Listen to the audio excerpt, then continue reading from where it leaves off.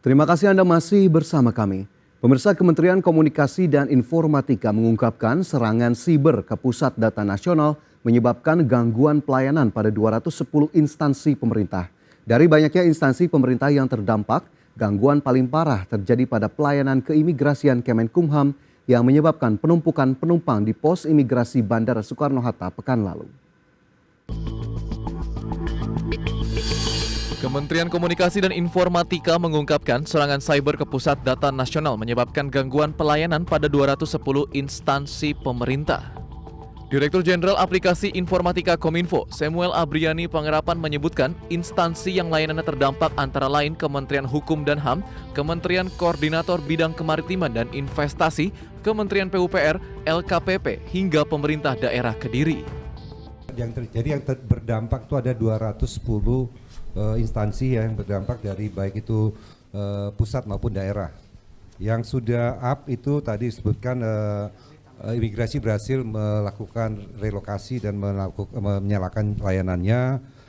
LKPP Sikap sudah on, terus Marves punya layanan perizinan event juga sudah on, Kota Kediri juga sudah on, yang lainnya lagi dalam proses. Jadi kita memigrasi data-datanya. Nah ini prosesnya bagaimana, ini kecepatannya adalah harusnya bisa dipercepat apabila ada koordinasi antara tenan dengan penyedia layanan cloud-nya. Dari 210 instansi pemerintah yang terdampak serangan cyber, gangguan paling parah terjadi pada pelayanan keimigrasian Kemenkumham. Sebab, layanan publik tersebut menjadi salah satu yang paling intens diakses masyarakat. Sementara itu pihak Kominfo mengatakan bahwa saat ini layanan keimigrasian sudah kembali pulih setelah dilakukan penanganan sejak gangguan di PDN pada Kamis 20 Juni 2024. Tim Liputan IDX Channel. Ya pemirsa, kita akan ulas terkait dengan isu yang masih hangat di perbincangan saat ini, yakni serangan siber ke Pusat Data Nasional. Di mana pemirsa, Pusat Data Nasional mengalami gangguan yang berdampak pada fasilitas yang mengelola data dari berbagai instansi pemerintah, termasuk sistem imigrasi di sejumlah bandara. Di Bandara Soekarno-Hatta misalnya, layanan imigrasi lumpuh yang mengakibatkan antrean pemeriksaan yang panjang dan keluhan dari warganet di media sosial X. Ya, hingga Sabtu 22 Juni 2024, sistem PDN ini masih dalam proses perbaikan. Menko Polhukam Hadi Cahyanto menyebutkan bahwa terdapat masalah teknis yang terjadi, namun penyebab pastinya belum ditemukan. Mulai dari gangguan pada Kamis hingga Sabtu lalu, penyebab gangguan di Pusat Data Nasional masih belum diketahui dan terus ditelusuri. Adapun kemarin pada Senin 24 Juni, Kepala Badan Siber dan Sandi Negara atau BSSN, Hinsa Siburian, mengonfirmasi bahwa gangguan disebabkan oleh ransomware. Ia menyatakan bahwa insiden tersebut adalah serangan siber dalam bentuk ransomware yang diberi nama Brain Cheaper Ransomware. Ransomware sendiri merupakan malware yang mengunci data di komputer dengan enkripsi lalu berusaha memeras korban dengan meminta tebusan. Dan hingga Senin kemarin pemerintah masih berupaya membereskan dampak peretasan yang dialami sistem Pusat Data Nasional.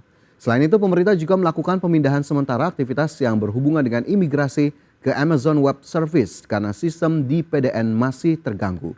Menkumham Yasona Lauli menyatakan bahwa langkah ini diambil untuk memastikan pelayanan publik tidak terganggu. Ya pemirsa, terkait serangan ransomware pada Pusat Data Nasional, pemerintah mengungkapkan bahwa pelaku meminta uang tebusan sebesar 8 juta dolar Amerika. Dan untuk lebih jelas, berikut kita simak informasi selengkapnya.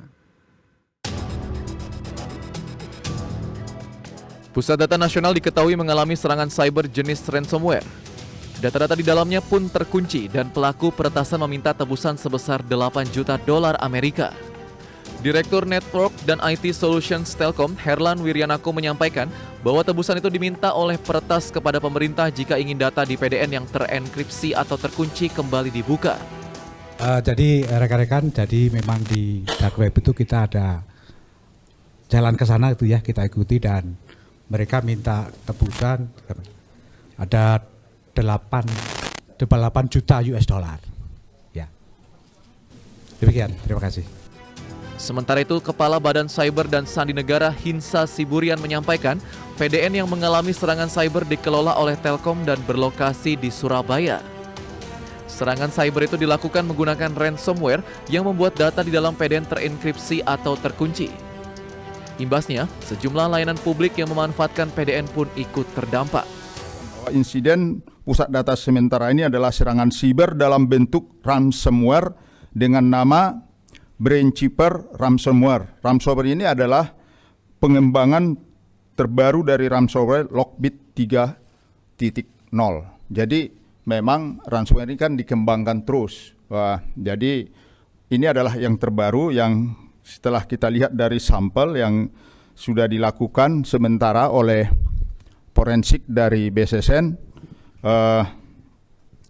tentu ini perlu kita ketahui supaya bisa mengantisipasi di tempat kejadian yang lain, dan ini segera kita sampaikan juga kepada instansi ataupun teman-teman yang lain. Adapun sampai saat ini dampak serangan cyber ke PDN masih belum ditangani sepenuhnya. Gangguan terhadap sejumlah layanan publik juga masih terjadi. Meski begitu, Kepala BSSN menegaskan bahwa tim gabungan BSSN, Kominfo, dan Cybercrime Polri masih terus berupaya memulihkan PDN serta layanan publik yang terdampak. Tim Liputan IDX Channel.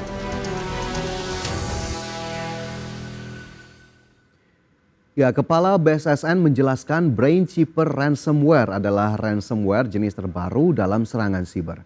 Serangan ransomware yang dilakukan itu menginfeksi server pusat data nasional dan mengenkripsi data-data di dalamnya. Pihak peretas pun diketahui meminta tebusan sebesar 8 juta dolar Amerika Serikat atau sekitar 130 miliar rupiah kepada pemerintah Indonesia jika ingin data yang terenkripsi tersebut dipulihkan. Ya, tim gabungan BSSN, Kominfo, dan Polri tengah menginvestigasi penyerangan ini. Tim gabungan juga berupaya mengatasi dampak dari serangan siber tersebut sekaligus memulihkan gangguan layanan publik yang terjadi.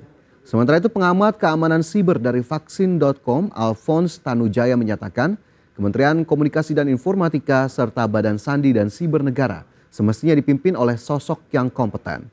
Menurut Alphonse, kasus peretasan atau serangan siber ke pusat data nasional yang terjadi saat ini menunjukkan buruknya manajemen digital di Indonesia karena lembaga yang terkait dipimpin oleh orang yang tak kompeten.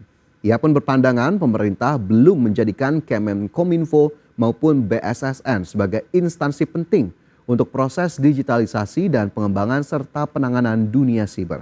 Hal itu terlihat dari sosok menteri maupun kepala di instansi tersebut yang tidak dipilih dari kalangan profesional di bidang teknologi informasi atau terkait keamanan siber. Dan pemirsa, terkait serangan siber ke pusat data nasional, Wakil Presiden Ma'ruf Amin pun meminta hal ini untuk diinvestigasi dan berharap kejadian serupa tak terulang lagi. Dan berikut informasi selengkapnya. Wakil Presiden Ma'ruf Amin meminta investigasi terhadap gangguan pada server pusat data nasional terus dilakukan agar kejadian serupa tidak terulang di masa depan. Hal tersebut disampaikan Ma'ruf Amin saat menanggapi adanya gangguan server PDN pada Kementerian Komunikasi dan Informatika yang mengalami serangan cyber ransomware sejak Kamis 20 Juni lalu. Terima kasih, Abah. Ya, yang utamakan kita itu kan mengembalikan apa istilahnya, menormalkan keadaan ya, dan alhamdulillah sekarang sudah normal. Nah, sebabnya apa terjadi penurunan ini itu sedang dilakukan oleh pihak Kominfo dan juga oleh BSSN dan dari pihak keamanan sedang mencari sebabnya. Nah, dan kita berharap bahwa kejadian kemarin ini tidak terulang lagi. Oleh karena itu kita sedang menyiapkan antisipasinya. Dalam kesempatan yang sama, Wakil Presiden Ma'ruf Amin memastikan bahwa pemerintah terus melakukan langkah antisipasi demi melindungi data negara dan masyarakat. Ma'ruf Amin pun meminta agar kementerian dan lembaga terkait untuk memperkuat keamanan data. Sementara itu, terkait serangan cyber terhadap server pusat data nasional diketahui terjadi karena adanya virus ransomware jenis baru yang dikenal sebagai Lockbit 3.0. Tim Liputan IDX Channel. Ya, Badan Siber dan Sandi Negara memaparkan data masyarakat pada pusat data nasional sementara yang terenkripsi akibat serangan siber perangkat lunak jahat dengan tebusan ini tidak aman. Akan tetapi BSSN menyampaikan mereka sudah berupaya melakukan konversi informasi atau enkripsi data masyarakat sebagai pengamanan sementara. Menurut BSSN, Pusat Data Nasional sementara mengalami serangan brain chip ransomware versi terbaru bernama Lockbit 3.0. Malware itu bekerja dengan cara mengambil alih kendali akses terhadap data, lalu menguncinya dengan sandi yang hanya bisa dibuka jika korban membayar tebusan dengan nilai yang ditentukan pelaku. Akan tetapi kemungkinan besar pelaku sudah terlebih dahulu menyalin data masyarakat yang berada di Pusat Data Nasional sebelum dikunci. Dan data masyarakat sudah terlanjur berada di tangan pelaku juga berpotensi diperdagangkan di situs khusus para peretas. Sementara itu pemirsa, kasus kebocoran data ini bukanlah hal baru di Indonesia. Sebelumnya beberapa insiden kebocoran data terjadi seperti data pemegang paspor Indonesia, pengguna My IndiHome, data BPJS Ketenagakerjaan, data dari aplikasi Peduli Lindungi, data My Pertamina, data Komisi Pemilihan Umum, kemudian juga surat yang dikirim ke Presiden Joko Widodo, data SIM card hingga browsing history pengguna IndiHome. Insiden-insiden ini menunjukkan bahwa masih ada banyak pekerjaan yang perlu dilakukan untuk memperkuat keamanan data di Indonesia. Dan kita harapkan pemerintah juga terus menaruh perhatian terhadap sumber daya manusia yang memang ditugaskan khusus untuk menjaga keamanan siber di Indonesia agar kemudian tidak kalah pintar dibandingkan hacker-hacker ataupun peretas-peretas di luar sana yang memang melakukan jutaan serangan terhadap sejumlah layanan ataupun website ataupun domain-domain milik pemerintah sehingga akhirnya keamanan dari sisi dunia digital dan juga cyber dapat terus terjaga. Dan memang satu hal yang menarik adalah serangan siber ini terjadi pasca pemerintah mengumumkan perang melawan judi online. Dan pemirsa, kita cukupkan informasi di segmen ini. Pastikan Anda masih bersama kami dalam IDX First Session Closing.